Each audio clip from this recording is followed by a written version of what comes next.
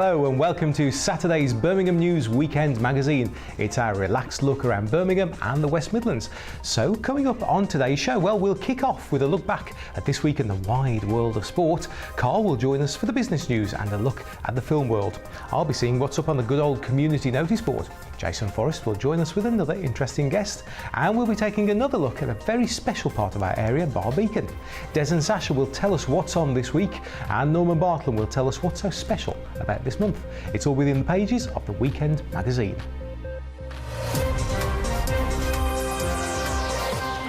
So then, first up, let's have a look back over this week in the wide world of sport.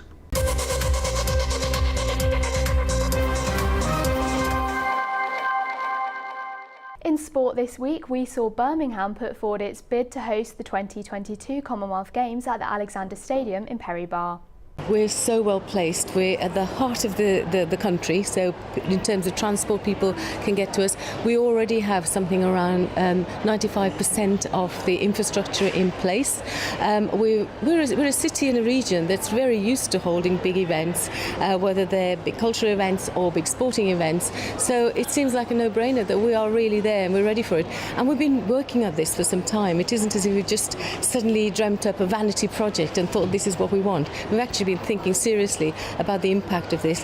It's also going to regenerate the region and the area, so the three LEPs have got behind it to put money behind it, which means that there will be something in the region about 925 jobs that will be created as a result. Birmingham is such an amazing city. Everybody will really be able to get behind it. All the children in the schools and around Birchfield Harriers will be able to get involved, as well as the volunteers. It'll be really good.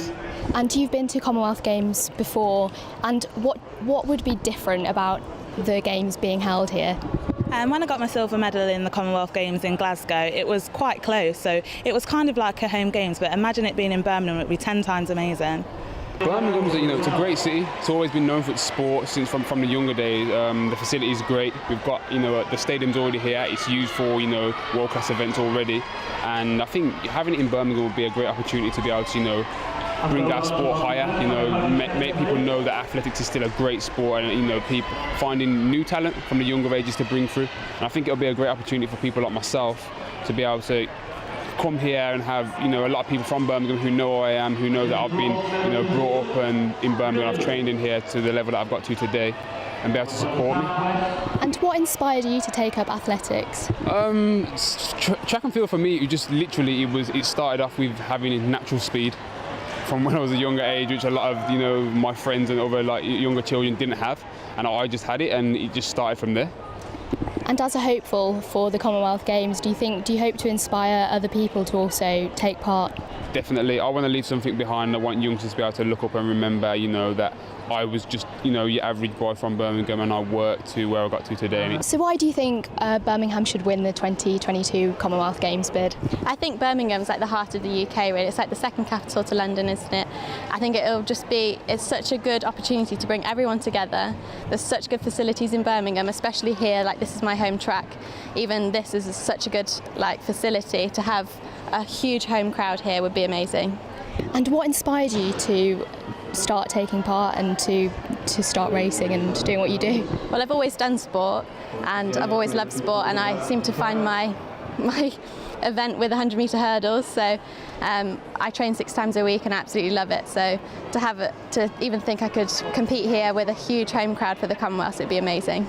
And if you were to compete here for the Commonwealth Games, would you hope to inspire and to bring more children from Birmingham into sport? Yes, definitely, and I think sport is so amazing at bringing people together, and I hope that I could inspire some people.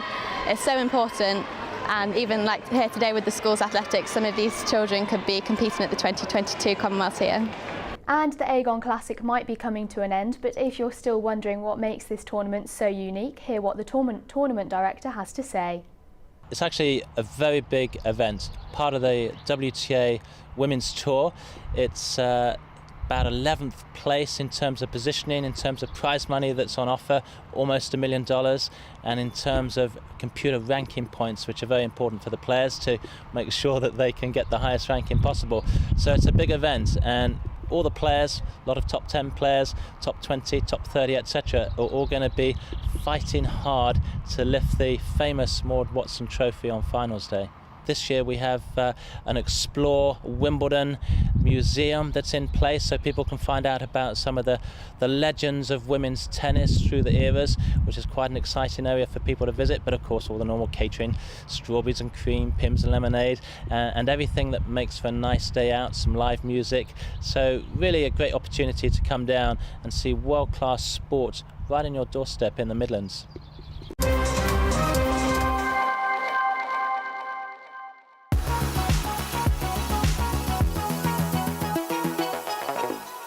Thanks very much, Lee. Well, it's time to take a look at some more news and views from across the business community in the West Midlands. There's lots of good news around this week too, starting with this one. Hundreds of new jobs are expected to be created as part of a big money expansion at the Black Country Living Museum in Dudley, which of course hosted the Antiques Roadshow a few days ago. A new 1950s setting and a new learner and visitor centre are all part of the £10 million investment. Erin Wiggins went along to find out more.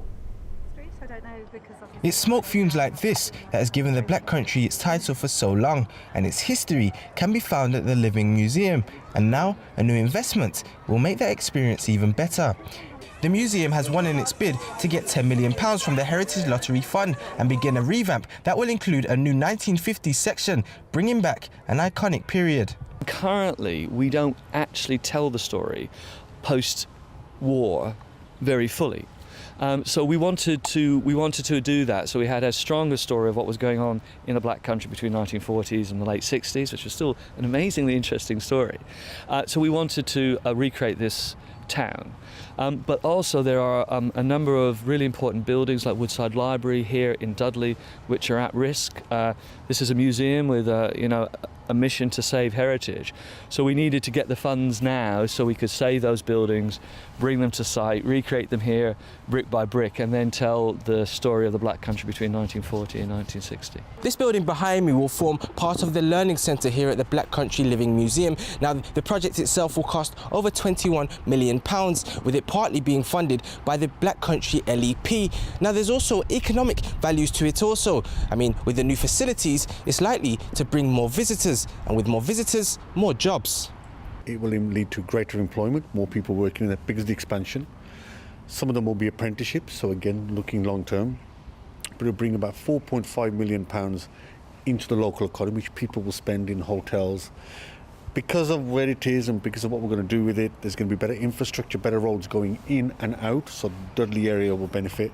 And the whole Dudley cultural hub will be even more appealing. So what it says to people is, yes, we're the heart of business, but it's a great place to visit as well. The new Visitors and Learning Centre could be in place near the end of the year or early next. The rest of the project is likely to take longer, although there is no indication as yet as to when we are likely to see it.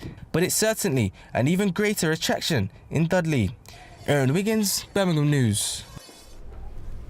Now, we've also been talking about the fate of the steel industry here on Made in Birmingham over the past few days, and Bromford Iron and Steel, based in West Bromwich, is one of a number of companies which is investing money for the future in apprenticeships, in new facilities, and in a bright hope that the post-Brexit Britain is going to mean good news for them. Nick D went along to find out all about it. During last year's Brexit, there was speculation that a decision to leave the European Union would be followed by a downturn in business investment. However, despite challenging conditions within their industry, a West Midlands iron and steel manufacturer has just announced a major investment for its West Bromwich site. We're at the moment looking to invest another £250,000 into the business. We've just taken on 2 apprentices, which has helped, and we're getting some funding towards them from Close Brothers, which is really good. But mainly it's maintaining the number of employees that we've got, which is around 44 at the moment. And despite the current political uncertainty, the company feels that now is the right time for expenditure. It really doesn't matter what's happening in the political landscape. If we don't keep investing in our businesses, they die. This business exports 65% of its output all around the world. We're the largest producer of steel, for example, for making horseshoes, enough for between 15 and 20 million sets a year. But we export everywhere from Europe to Vietnam to Australia to America. And if we don't keep investing, we lose the business. The West Midlands we know today owes its existence to the heavy industries of the past, and with a 10-year investment plan, it would appear that this historic company will continue to play an important role in our region's future. This is Nick D for Birmingham News. And that's about it for business news this week. Don't forget, if you'd like to hear more Birmingham business, is on Sunday night at 7 o'clock. And you'll see me also on Big Engine Debate for lots of business and social talk on Monday at 8 o'clock. See you soon.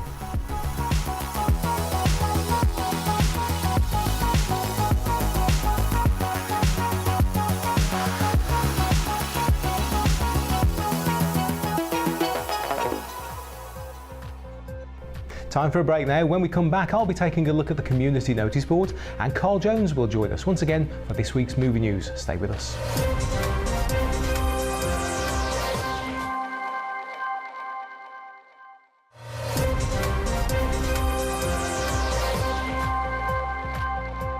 Welcome back to the show. Now, still to come later in the programme, we'll be seeing what's on in the West Midlands, plus we'll be taking a look at a very special part of our area.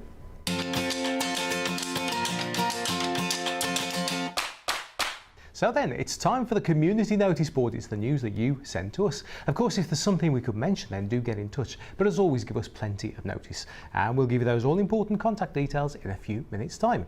Well, it's that time of the year again. If you're in Moseley, then watch your letterbox as programmes are arriving for this year's Moseley Festival. Now, it's probably best known for the annual street fair, and it's been run in the village since 1974. It's almost as old as me. It all begins this year on Friday the 30th of June with the annual Moseley Master Team Quiz in the Moseley All Services Club. The festival's famous street fair is on Saturday the 1st of July, taking over the Village Green and parts of the Ulster Road and St Mary's Row for the day. There'll be stalls with arts and crafts, hot and cold food, plus charities and community groups. There'll also be local musicians and dance groups performing on the Village Green. That evening, Irish musician Jack Lukeman will be performing at the Patrick Kavanagh. Other highlights over the 10 days include more live music, comedy and dance performances, as well as arts and cultural events. Moseley's Got Talent is back for another year, with a series of nights at the Prince of Wales. So the printed programmes are now being dropped through Moseley letterboxes, and they'll also be available in local businesses and community centres in Moseley and Kings Heath, as well as Kings Heath Library. But if you can't wait for that, then the full programme for the Moseley Festival can be found for download at www.moseleyfestival.org.uk. And you can follow the festival on Twitter at Moseley Festival or on Facebook by searching for Moseley Festival. Next, an autistic boy's aquarium wish has come true. 7-year-old underwater enthusiast Jack from Birmingham, who's recently been diagnosed with autism, was desperate to help the animal care team at the National Sea Life Centre in Birmingham. They heard about this and they organised a quiet afternoon for him with one of their team to help with some fish feeding. And there he is with aquarist Hayley Roberts. Now, since being diagnosed with autism, Jack has struggled to continue concentration and has been home educated due to some of his difficulties within a school setting. As a regular visitor to the aquarium, Jack was already familiar with the space, and his mother Claire noticed it stimulated his learning, making it the perfect place for him to spend time developing his knowledge. Now, the National Sea Life Centre has launched the Quiet at the Aquarium event, which aims to provide a quieter experience for a more comfortable aquarium visit for those with autism and other sensory requirements. So if you know of someone who might benefit from this sort of thing, then you can find out more at www.sealife.co.uk/Birmingham. Now, children have picked up their pens and pencils in a bid to improve road safety outside their Great Bar School. Pupils at the St Margaret's CE Primary School have designed posters and banners encouraging drivers to slow down and urging pedestrians to use the subway and crossings safely. Sandwell Council's Highways team has been running a community road safety campaign with the school since January, and pupils have conducted a speed check outside their A34 Birmingham Road School with officers from West Midlands Police and students from the Q3 Academy. Worried teachers and council highways staff launched the campaign due to the number of people crossing over the A34 without using the pedestrian crossing and the subway, despite there being fencing on the central reservation to deter them. Now, when the campaign was launched back in January, there have been 3 road accident fatalities close to the school in the previous 12 months. There have been no further recorded injury collisions in the area since the launch of the campaign. The winning banner and sign designs were unveiled outside the school, and pupils and staff celebrated the new signs and banners with an assembly attended by the Mayor of Sandwell, Councillor Ahmadul Haq, and Town Lead Councillor Steve Melia. The council's highways team will continue monitoring the area over the coming months. Now, national sports charity Tennis for Free has served up an ace for Solihull and the surrounding area by investing in a year-long programme of free tennis lessons, hoping hundreds of people across the area can make a racket at not one but two of the borough's parks. With the Women's Aegon Tournament at Edgbaston and Wimbledon just around the corner, the charity has created a partnership with Solihull Borough Council and the LTA to help provide free coach-led tennis sessions for all the family. Now, it started on the 24th of June and it's every week at Malvern Park and Shirley Park. Now, you can play in the morning at Shirley Park from 10:30 to 12:30 and then at Malvern Park between 2 and 4 p.m. You don't need a racket or a ball, as all equipment is provided free of charge. Now, you can register for tennis for free as follows. For Shirley Park, just go to www.shirleyparktennis.co.uk or email matt.corp@live.co.uk. And for Malvern Park, you can go to www.malvernparktennis.co.uk or email ianarmfield@btinternet.com. And of course, for more information, you can visit the website www.tennisforfree.com or look them up on social media. Do a search for Tennis for Free. So there you go, that's what we found pinned to this week's community notice board. If you know about something we could be telling people about, why don't you get in touch? But do give us at least a week's notice. You can email news@madeinbirmingham.tv. On social media, you can look us up. We are at madeinbhamtv, or you can just use the hashtag Birmingham News. And as ever, we're going to have more for you at the same time next week.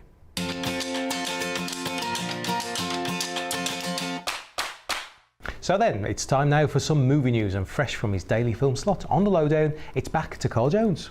Thanks very much, Lee. Time to take a look at what's new across the West Midlands cinema scene, and we're cranking up the volume really this week because the new Transformers movie, The Last Knight, is one of the big releases, which we know will be the latest family-friendly attraction, hot on the heels of The Mummy and Wonder Woman, which is still topping the charts at the moment. Transformers, I don't think I really need to tell you the plot. There's machines fighting, Mark Wahlberg looking worried, some sinister device hidden under the Earth's surface which holds the fate of the planet in his hand. It's basically the same old story every single time one of these comes around. Michael Bay is pushing the boundaries with all sorts of IMAX camera work. So here you go, take a look at this. Stick your earplugs in and enjoy. Your daughter, what would you say to her?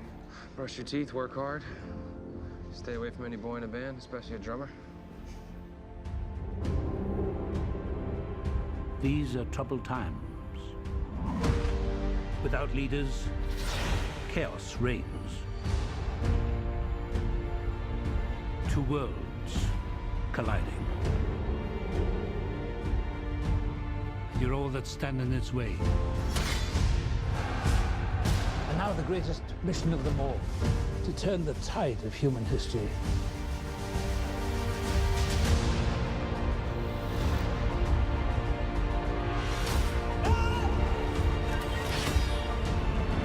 Brian, stop!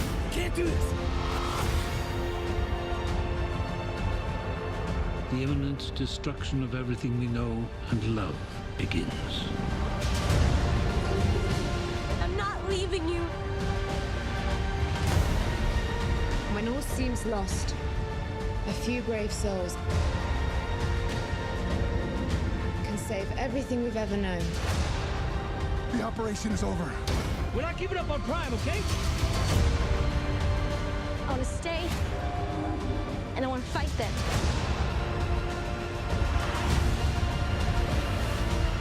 For my world to live,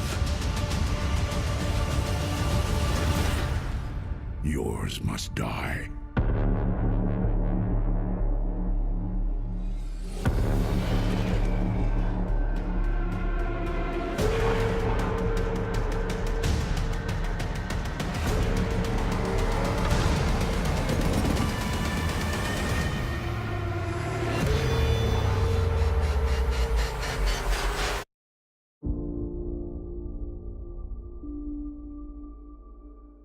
Transformers The Last Knight then now showing across cinemas. If you like something a bit calmer than that, I can heartily recommend Hampstead with Diane Keaton and Brendan Gleeson, based on the true story of a man who refused to let developers push him out of his home on Hampstead Heath. And I'll leave you with a little glimpse of one of next weekend's big releases, one I'm quite looking forward to, the third in the Despicable Me series, with the evil Gru taking on a baddie who's obsessed with Michael Jackson. See you soon.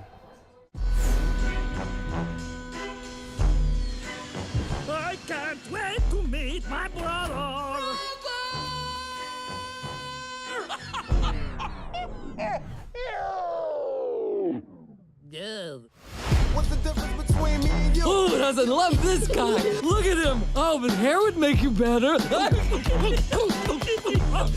his face. Oh, he's so mad. What's the difference between me and you? You must be the beautiful wife. Oh, stop it. Sweet talker. This place is amazing. It's nice, I guess, sure. I'm not really into things. What's the difference between me and you? About 5 bank accounts. Basic groove. Villainy is in your blood. C'est gros con boobs. You ready to continue the family tradition? You and me? No, I left that life behind me. Just one heist. What's the difference between me and you? You talk a good one, but you don't do what you're supposed to do. I know what I feel and never get with it. I'm going in.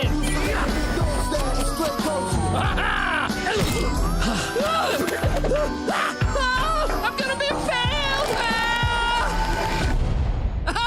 I'm okay. What's the difference between me and you? This does not mean that we are going back to being villains. Luca. Bueno. Pignouf. Bueno. Pignouf. Thanks, Carl, and of course he'll be back next week. So then, time for another short break, and when we come back it'll be time to take a look at a very interesting part of our area. Plus, of course, Des and Sasha will be here to see what's on during the coming week. I'll see you in a few minutes.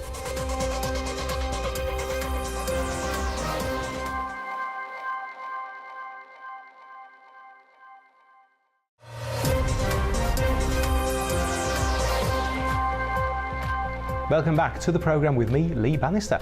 Now for the next in our mini-series of films from Barbican in Walsall, which has recently seen the completion of the Raising the Bar project.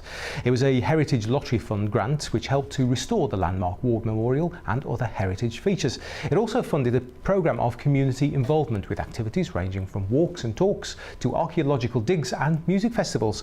All of these and more will feature throughout the series, so let's see what we've got today.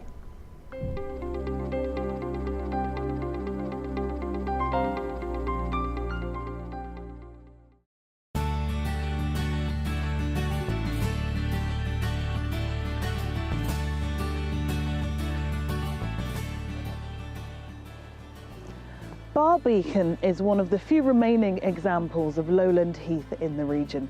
It was once part of a huge area of heathland that stretched from Sutton Park to Cannock Chase. And you can discover the plants and animals that make heathland their home on the 2-mile circular nature trail.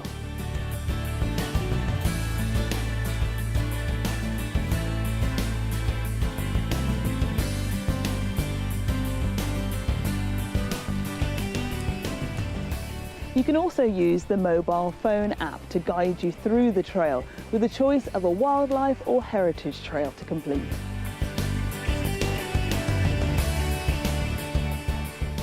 During spring and summer, it'll lead you through purple blankets of heather, golden flowering gorse and flower-rich meadows, alive with butterflies, mining bees and other heathland wildlife. There's usually some interesting bird life to look out for too, with ravens, buzzards and kestrels all being regular visitors. Our rangers are experts at identifying and handling wildlife. Don't try this at home.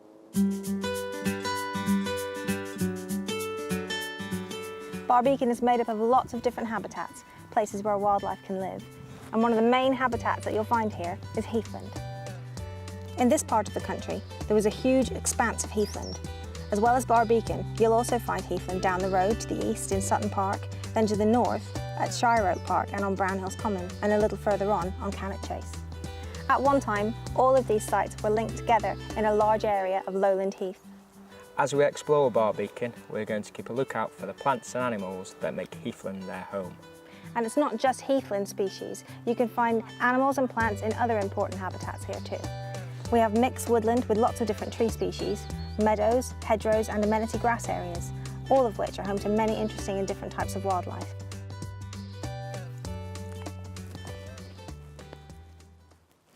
This is a really nice little bee that I've just got out of this foxglove. It's one of the common bumblebees that you'll see in your garden, and it's actually called the garden bumblebee.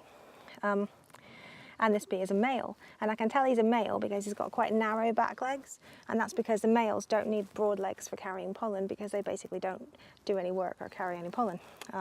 So I know that he won't be able to sting me because male bees don't have a sting. They just don't have the body parts.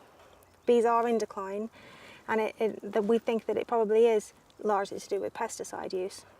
Areas like this, which are managed sympathetically with nature and surrounded by urban areas, are absolutely perfect for bees because urban areas don't tend to have the heavy pesticide use that agricultural areas do. So it's a bit of a haven for them.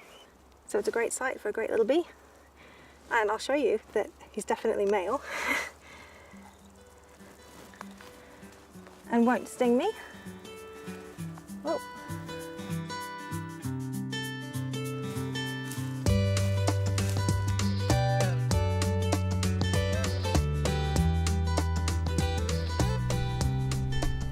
One of the animals that you're not likely to see if you come up to Barbican during the daytime is a bat. And the reason for this is that they're nocturnal. You're more likely to see them at around dusk during the summer months. And because of this, every year on Barbican we organise special bat walks. One of the species bats that you are likely to see up here on Barbican is the common pipistrelle, and I have one here to show you. This is Macy, and she is about 2 weeks old, and she's pretty small, but even when she's fully grown, she'll still fit inside a matchbox, and that's because the pipistrelle is the UK's smallest species of bat. But here on Barbican, we've also got the UK's largest species of bat, which is the noctule. Now Macy here can see about as well as I can, which at night is not very well, so when she's fully grown and released, she'll find her way around at night by echolocating, using sound to see. Now, Macy's going to be fed up and released, and I have a special licence to handle her, but bats are a protected species throughout Europe.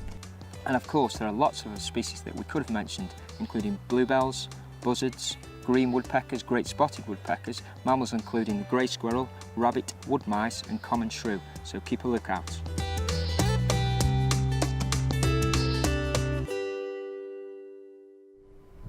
And Marvin will be back with more about Barbican at the same time next week.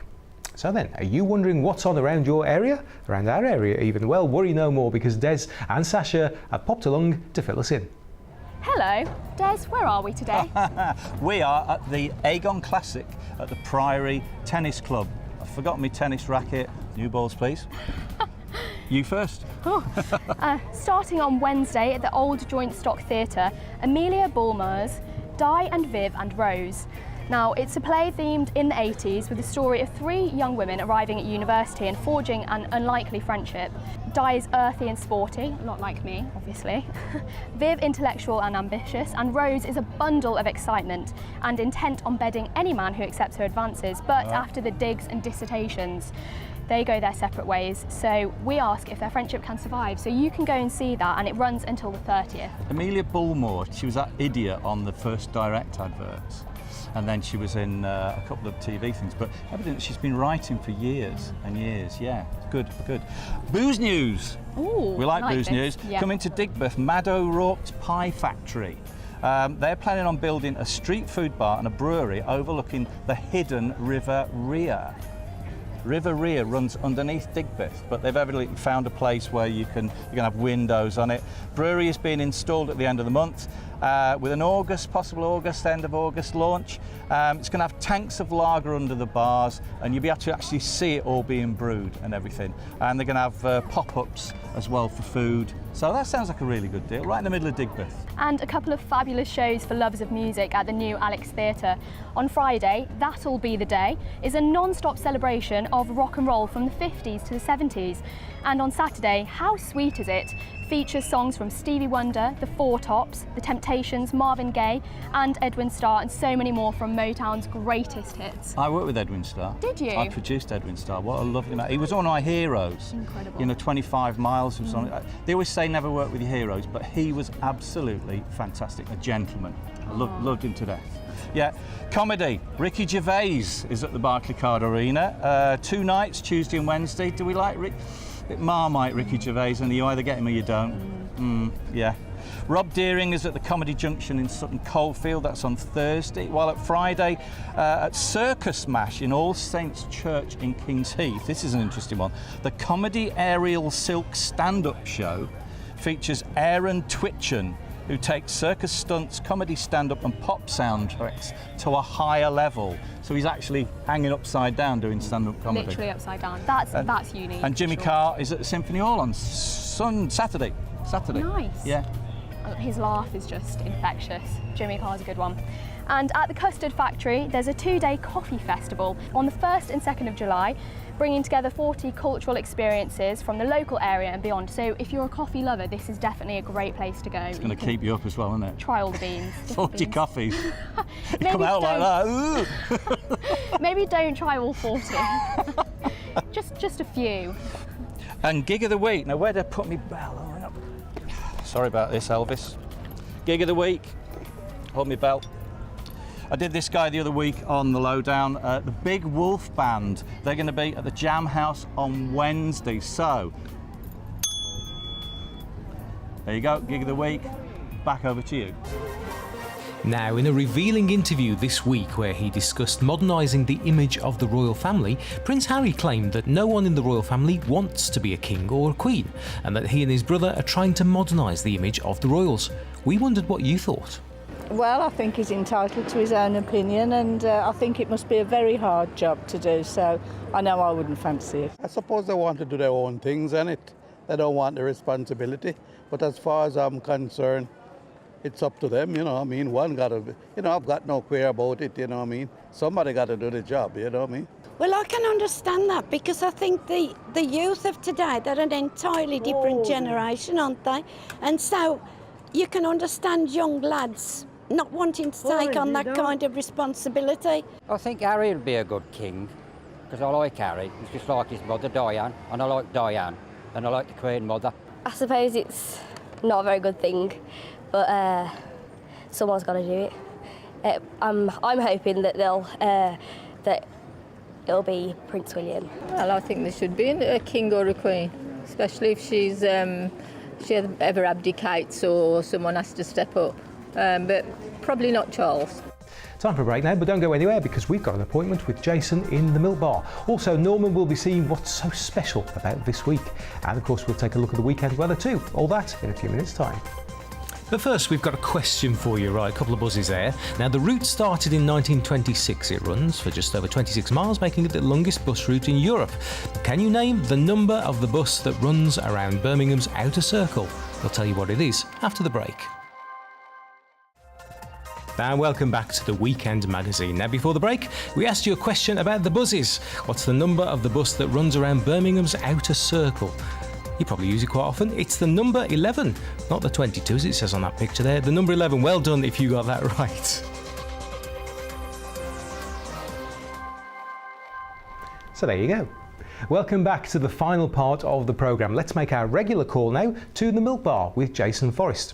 And Les Dennis plays Uncle Fester in the Addams Family, a musical comedy. It's coming to the Wolverhampton Grand in October.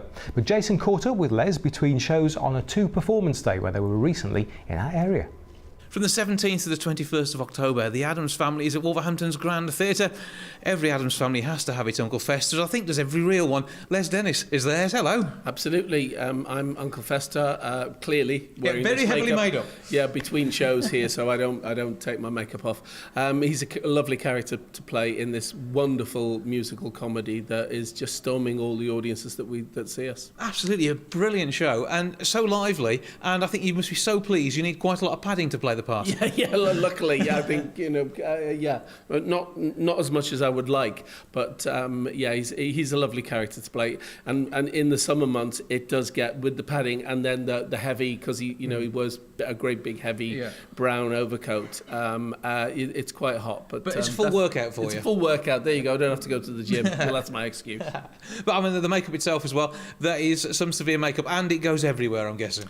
Oh, absolutely everywhere. You know, my iPad and my kind of everything in my dressing room is just covered in white stuff, and even though I shower at the end of the night, you get home and it's all over the pillows, but it's white, so it's not too bad. Yeah, but in the ears and everything. Yeah, in the ears, everywhere. Yeah. Oh, dear. But, that said, obviously you've gone the whole hog, you've shaved your head for this because your hair hasn't receded that far. No, I did think about a bald cap, but trying it in rehearsals, it was so sweaty, and then the glue and the time that it would take to put on every show. I just thought, let's go for it, whole hog, and we did it for Breast Cancer Now as a charity. Absolutely excellent way of doing it. But a brilliant fun show as well, and it is about the whole of the Addams Family, and a great family show. It is a great family show. Where maybe you've seen the TV series and then the films. In this, Wednesday is now 18. She's fallen in love with this normal guy, supposedly normal guy, Lucas Beinecke from Ohio, and she confides in her father Gomez that she's done that, but she tells Gomez not to tell Morticia, and that's where the whole thing starts. The jeopardy starts, because for the first time in their marriage, Gomez is keeping a secret from his wife, and then all hell breaks loose, but in a very comic and very touching, and in the end I think uplifting way. And brilliant songs in the show that move it all along as well, and they're original songs, and that must be really great knowing you've got such a good set of first-class songs. Beautiful new songs, and what's great for us as a cast is we're not a cast that is taking over a show that everybody knows and other actors have played before. We are creating, although it's been on Broadway and it's been across America, it's the first UK production, so we get to, with Matt White, our director, we were fortunate enough to have Andrew Lipper, the lyricist and writer of the music, in the rehearsal room with us. So we got to create our own versions of the characters. And obviously you've got a lot of history there as well, so it's tempting to bring something through. And how does that colour the way you approach the part? Well, of course, I remember the show, the 60s show, from when I was a kid. I watched the movies with my grown-up son when he was little, and now I've watched them kind of with my kids now, but I deliberately tried not to overwatch the way Christopher Lloyd played it, or even Jackie Coogan. I wanted to bring my own version of Fester, so whether it's the right version, it's my version. He's childlike. Well, he'd have to be childlike and kind of got a lot of pathos because he's fallen in love with the moon, an impossible love affair. Absolutely, but if anybody can, Fester can. Fester says that that a love affair, closeness, no thank you. Closeness, no thank you. 250,000 miles away. That's a good distance for romance. We never fight. and you also get a great song in the show as well. Yeah. And I've forgotten that you're a singer, but you really can sing, can't you? Well, I hope so. Yeah, it got you the job. Yeah, it got me the job, and it's a big sing, this show, and I felt a lot of the guys in the show are musically trained. I'm not trained in anything, in acting or anything. Everything I've done in this business, I picked up as I've gone along. But yeah, it's I've done other musicals, so I think I was always in training for Fester. But we're very much looking forward to seeing you as Fester in October. You've said all that before. Oh, thanks very much, Jason. And of course, we'll have more from the Milk Bar at the same time next week. But if that's not enough for you, then the Milk Bar is also on the radio, and it's a downloadable podcast too. Just to order up themilkbarpodcast.com to find out more.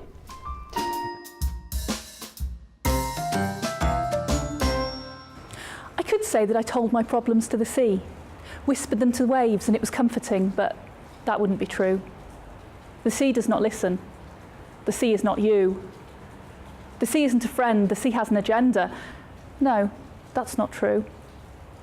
The sea is beautiful and terrifying, but why do we strive to assign emotions to the sea? It is so different to us. It is so much bigger than you and me. The sea is practical and vital and cold. I'm not like this. However hard I try to be, I'm not like the sea. Now then, let's take a quirky but interesting trip back in time with everyone's favourite historian, mine too. It's Norman Bartlam. This month in 1965, Birmingham's Bromford Bridge Racecourse staged its last ever event. Today, the racecourse is a huge housing estate with many of the roads named after racecourses and famous racehorses.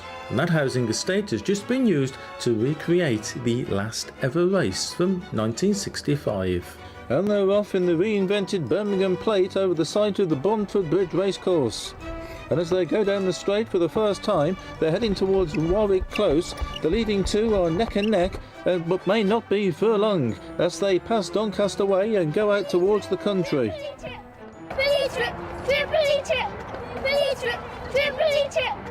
It's Lester Piggott who's flown in from Folkestone earlier today, alongside Lichfield-born Greville Starkey that are making the running. They're passing Wincanton Croft, and as they turn the corner, they're heading towards Wetherby Close and disappearing into history for the final time. They'll never be passing Kempton Park Road again. It's Greville Starkey by a short head and a very long neck who's making the run-in as they pass Goodwood Close. And at the final turn, they're still neck and neck. Welshman is pulling away as they head towards Reynoldsstone Road. It's Welshman is coming clear. Welshman is going to win the final race. And Plantation Inn is trailing in, and he'll go into the record books as the answer to the quiz question, which horse finished last in the last ever race at Bomford Bridge?